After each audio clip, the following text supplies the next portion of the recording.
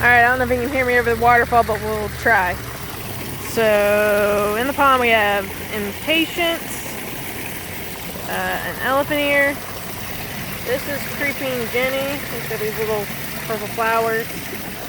I think this is called Sweet Flag Grass. That was supposed to have a Kana in it, but it died. I have no idea what this is.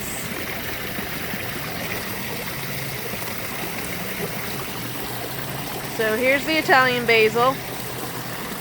This is the Thai basil. This here is the thyme. This was like full and bushy, and then the fish freaking dunked it in and stripped it bare. This is new growth here. This is new growth, but like most of the plant when I pulled it out was like nothing. This is kale. This is one of my aquaponic kales. So here's a banana tree. I think it's a red banana. There's the rosemary that I can't keep it upright. The fish just keep toppling it, so it just keeps going down. This is a monstera clipping from the big monstera over there that I anchored to this other driftwood. It's doing so-so. Those are called Hyacinthas, I think, or something like that. I got the one right there by Stripes. That's called Water Lilies. Moving around. Ugh. Okay, so this is pickerel. I got that by accident. It was actually just supposed to be this, which this is water iris. I believe it's a yellow one. That basket up there is more water iris. The other two are some sort of grass that I don't know what they are. Alright, so this is my horsetail rush here. Alright, and then because they toppled the thing, this is my Greek oregano I put in with that after the fish toppled the other one. Because they didn't seem to like that one. That one was left alone. They just tried to drown it. And oh look, the pot to the other plant that's been missing. Alright. So this is the radishes. Looking good, I think. Some late bloomers in there. But it's looking good. There's some more stuff there. That is the cabbage. This is called a spike plant. It's in the driftwood too. Over there, that's the lotus that I got from the neighbor, and some weird taro plant that they tried to drown too, because can't win there.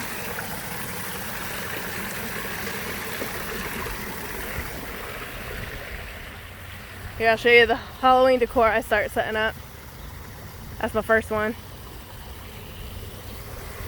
Alright. So here's my mini bonsai lotus. A bunch of lilies.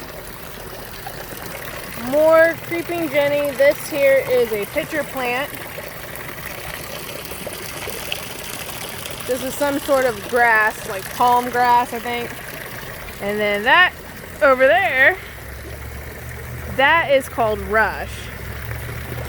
This is where I put the water lilies. The other guys ate all the water lilies because they're jerks.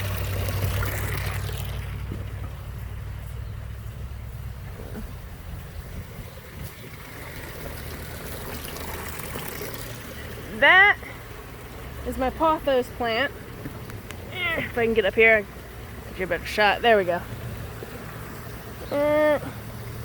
Golden pothos, and it's just sitting in its bucket in the tank. I kind of wanted to get bushy. It was tall when I bought it. It's like 2.5 feet tall. Put his hand here. That's what everybody does, right? Blah.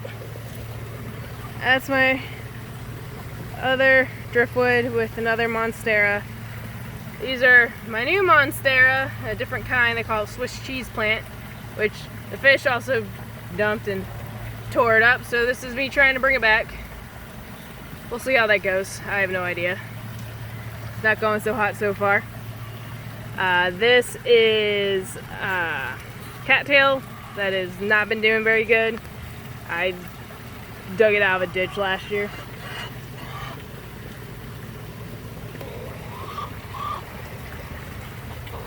Hush. Alright. My mosaic plant.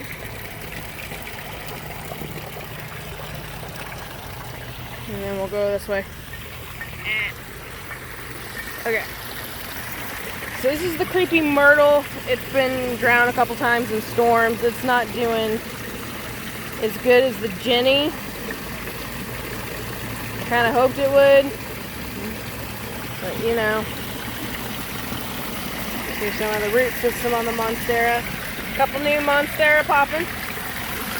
See how big this sucker is. Look at that. Bang. Here's a little one, but it's prettier. Look at that pretty shaped leaf. That's a nice leaf. Got another big boy over here. I like him. The watermelon them suckers are eating. And then here's this weird taro plant that I don't know what it is. These were the two that were sprouted when the fish drowned it. They're not doing so hot, but I mean the fish ate half the bulb. So yeah, that's my lotus. This is a full lotus. This is a lotus my neighbor I bought from my neighbor. She grows this for food. For lotus root. So to her it's a farm crop, which I think is really cool. And I might try that because I eat lotus paste filled buns from the Asian bakery. Alright, so down here this is more of the iris. I got a lot of iris in here. I think there's like 6 of them. Alright, and then this is more creeping Jenny. Look at this. This was tiny when I started it. And I just stuck it on top. Oh, sorry little guy. I made my praying mantis flip his shit. Where'd you go? Didn't mean to scare you, buddy. But yeah, that's my creeping Jenny. It's like nuts. But I like it. I'm hoping this one will get some flowers. It's a little more lime greeny, but that could be because it's shaded more in here. I have no idea. Another monstera clipping. This one's doing okay-ish. It gets drowned a lot. The wind likes to knock it in. The filter. And then this one, I don't know if it's doing so hot. Okay, so that's a prayer plant. It's new. I don't know anything about house plants, so you know, I'm not a plant person. The other house plants did fine when we just like, you know, stuck them in the water. I'm not sure this one is liking it. But it's gonna eat leaves, but yeah, I'm not sure it's digging it. Might have to come out. And then some palm trees. Because I want to pretend I'm someplace nice. A big elephant ear that used to be in the pond, but it just got too big and the fish kept knocking it over. Okay, so this is my blackberry bush. You can see the stick back here. Let's see. That's what it used to be, and then the guy weed whacked it like several times. I got this to grow up. Some flowers for the girls. There's more palm tree. Yeah, I'll show you. This is this black leaf one here. This here is the good plant. This is my doing my good plant. Taro going nuts. It's got lots of babies. Probably gonna have to get repotted like quick at the end of the season. And then this guy's not doing so hot, so I'm trying something else. We'll see how this goes. But this is a Thai elephant ear. It's supposed to get huge. Look, we got the wee little leaf sprouting. Alright. There's the chicken. Gotta watch where I step. Hi, Milo. Alright, so this is the tomato plant that fell. There, here we go. Let's see, it fell over, it tore a big chunk of it. I'm leaving a few of the little tomatoes on there. We'll see what the hell happens. This one here's dead. And then we've got somewhere in here, if the dog didn't eat it already, there is a tiny little tomato that was starting to turn. Looks like maybe the dog's got it. I do mean tiny.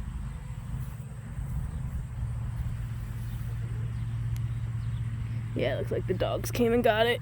Jerks. So then this is plant number 2. Kind of hard to tell the difference between plant 2 and plant 1. This is plant number 3. Not doing great, but I got 3 whole tomatoes off that sucker. So, doing better than we thought. Then we have this guy. We've gotten about 4 off of him. And then he's got a potential tomato there. Few potential tomatoes there. And a whole cluster of potential tomatoes there. So, I got hopes we might get some more out of this plant, you know? We'll see. We'll see. Alright, so this is my milkweed plant here, not the lime green guy. The lime green guy there, that's sweet potato. This guy back here, all that mess, you can kind of see some here. I think there's 3 or 4 varieties of milkweed in there, but that's for butterflies. And cover for this weird contraption here we have that is for the chickens. And the dogs, kinda. And apparently my god kids, because they climbed on it too. But you know, kids are kids. That's what they do. So this is our new birch tree. I'm not sure where these are native to or not, but that's the cool thing about them is we call them paper tree bark. Not because you use them to make paper, because I mean, I think they're going to use any tree to make paper, but the bark peels back naturally, like dead skin or whatever, and it peels into these thin sheets like paper. It's pretty neat. That's pampas grass we planted, and here's the kale. We've got 4 plants here. And these ones I put in the ground the same time I put the other one in the pond. So, but you see, these are pretty, right? They're doing really good despite the fact that the dogs have trampled it, the chickens have trampled it, but it's doing fairly well on the ground. It makes these really kind of like bushy leaves. They'll get darker when it's time to eat it or whatever, you know, but the thing about using this is ground cover back here to get rid of all this grass. Take out the grass and plant a bunch of this. This is kind of prettier, and it's food. So, I think I can find some wild strawberries. Yeah, here we go. There is a wee wild strawberry right there. And then these guys here with the 3 leaves, you see them right there? That is strawberry plant leaves. So, that's what those are. And they are all over my yard.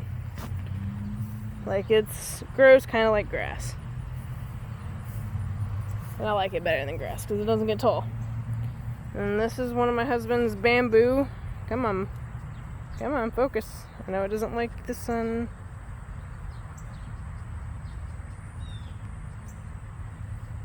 Here we go. That's one of the bamboos. That's Milo. He's naked. He just got a bath. That's another one of the bamboos. That's a honeysuckle back there. That is also inside that shed.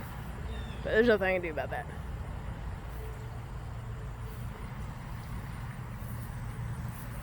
I'm trying to think what else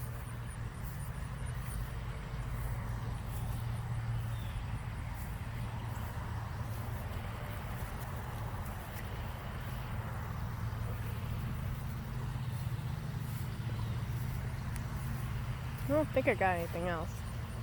There's the pampas grass over there. Kind of see how tall that freaking pothos is right there. Huge. Ignore the blue thing. Blue thing's compost. Trying to make our own compost. We'll see how that goes.